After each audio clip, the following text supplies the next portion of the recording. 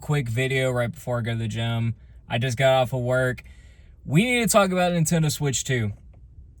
The Direct itself was fantastic. I love the Direct itself. Mario Kart World looks insane. I'm really excited for that game. Free roam, 24-player online. There's a knockout mode.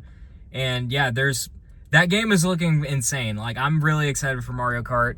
That game, along with the Switch 2 system itself, comes out June 5th. So we only have to wait like 2 more months. And I'm trying to think of everything off the top of my head. The system price... So what we know right now is that the Switch 2 itself will be $450 US, and then the Mario Kart bundle will be $500 flat. So, and that, of course, pre-orders are coming live April 9th. We're going to talk more about prices later on stuff. I'm keep on shaking the camera around. We're going to talk about prices later. But what else did they announce that's good? GameCube Online. I'm excited for this. I've been wanting Nintendo GameCube games on the Switch Online service for a while. I've been wanting GameCube Virtual Console for a while.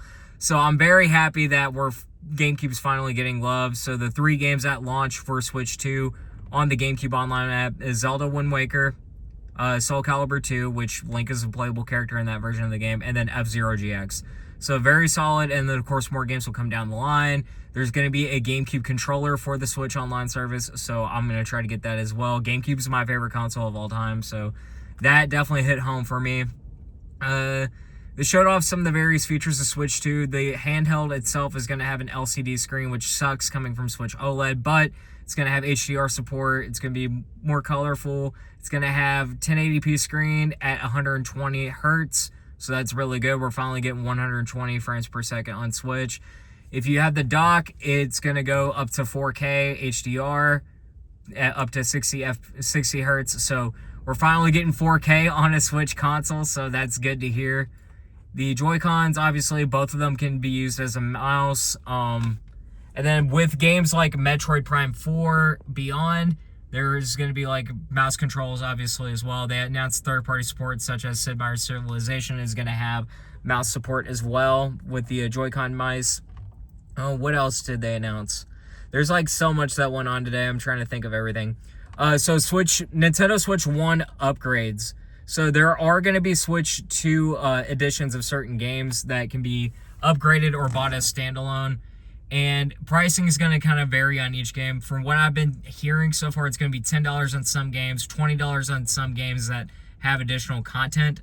So, for example, Breath of the Wild and Tears of the Kingdom, I think both of those will be $10 each. But if you have Nintendo Switch Online, then that upgrade is at no extra charge. And that's going to have like better resolution, higher frame rate, so you can actually play both those games at 60 frames per second now. There's going to be HDR support on those as well. Kirby's going to get the same enhancement, but it's going to have a whole extra chapter in that game, so a lot more content in Kirby. Then Mario Party Jamboree is going to have exclusive Switch 2 modes, so that's why that upgrade's $20. But some of these game upgrades will be free if you have Nintendo Switch Online, so there's going to be a whole list of that, coming out down the line. The console itself looks really good. It's bigger than the original Switch, but the same thickness. There's voice chat and party chat. Like, finally, we get that modern feature. Modern for Nintendo, but it's been, like, on Xbox and all that shit for the past, 20 years. So, this new C button that's on the Switch, it's basically, you can get into a party chat at any time. And if you have the separate camera accessory, you can, basically kind of have, Discord-style voice chat on the Switch. You can share your gameplay. You can be on camera and all that stuff. So, finally, glad that Nintendo's kind of stepping it up in terms of online service there. So, great to see that.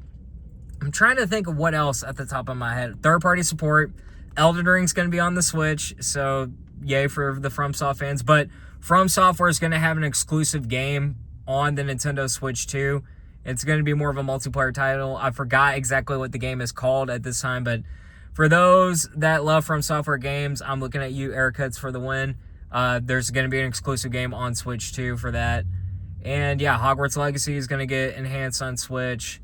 There was a lot of third-party titles. Final Fantasy VII Remake Integrated is going to be on the Switch 2. And yeah, so everything is sounding great with the Switch, but the main controversy has been happening. All the cracks started to show right after the Direct. especially on social media. So pricing of the console itself is fine. Like, Nintendo makes profit on their system, so knowing that the system is going to be somewhat powerful than normally like a Nintendo console is going to be, that's actually good for me, because we know that there's at least going to be some beef behind the system itself ready.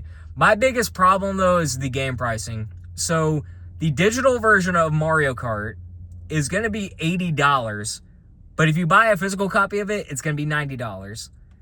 The new Donkey Kong game, Donkey Kong Bonanza, which, by the way, that game looks awesome. I'm glad Donkey Kong is getting a 3D game since Donkey Kong 64. I'm excited, but the digital game price is $70, which, okay, standard price, but I'm hearing that the physical version is going to be $80 as well. So it's looking like if you want physical games on the Switch, you're going to have to pay that $10 tax, and that sucks. Like, not only are the games getting more expensive, but you're charging consumers an extra $10 to want to buy a physical copy of the game. That, to me, is ridiculous. Hopefully, like, something will change with that. But yeah, and then on top of that, there's the whole game key card, which it's similar to how Xbox One, PS4, PS5, Series X games works, where some games will require you to go on the internet and download the rest of it. So you'll put the game cartridge in, and then you'll get a connection thing saying, hey, connect online to download the rest of this game. We're kind of getting that with the Switch 2. It kind of happened on Switch 1, so hopefully not every game is going to be like that. If every game is going to be like that, then there's no point in buying physical on Switch 2, but we'll see how that pans out. But that's like the biggest disappointment so far, is that the game prices are about to be a lot more expensive, especially like if there's like dynamic pricing on certain Nintendo games. And then outside of the Switch 2 itself, expect GTA 6 to be $100. Like, Nintendo basically just gave Rockstar the green light to charge $100 for GTA 6 when that comes out. Also, micro SD cards. You have to buy micro SD card Express to have additional storage on the Switch 2. Regular micro SD cards are not going to work on this thing. So the Switch 2 internal storage is going to be 256 gigabytes, which for Switch 1 standards, that's really good.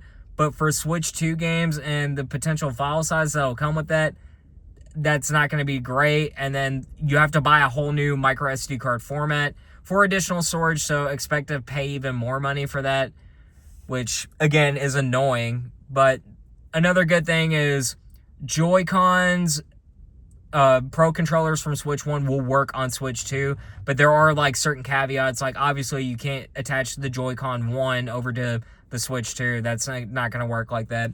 So at least some of the accessories will go to the new system, and that's good. And then general backwards compatibility itself is going to be good. But yeah, overall, I like the Direct, but the cracks are starting to show with the game prices and all that other stuff. But everything else surrounding, like the games themselves, Donkey Kong looks amazing, Mario Kart looks amazing, and I know Mario Kart is going to have a good long life because it's coming out right at the launch of the system. And with the online capabilities and all that, Mario Kart's going to be fine. Although it just sucks, that price point, if you buy it standalone, is going to suck. So if you're going to buy the Switch 2 day one, get the Mario Kart bundle and save $30 in the long run. And yeah, that's pretty much it. I'm excited for Switch 2. I'm not excited for the economy behind the Switch 2, especially with real world stuff like tariffs and stuff happening. So we'll see how everything is, man. I'll probably do some additional videos on Switch 2 as we get closer to launch. And yeah, April 9th, pre-orders go live. Good luck to those that are trying to pre-order, especially to myself. And yeah, if anybody wants to give their thoughts on Switch 2, comment down below. This is Melodic Punk signing out.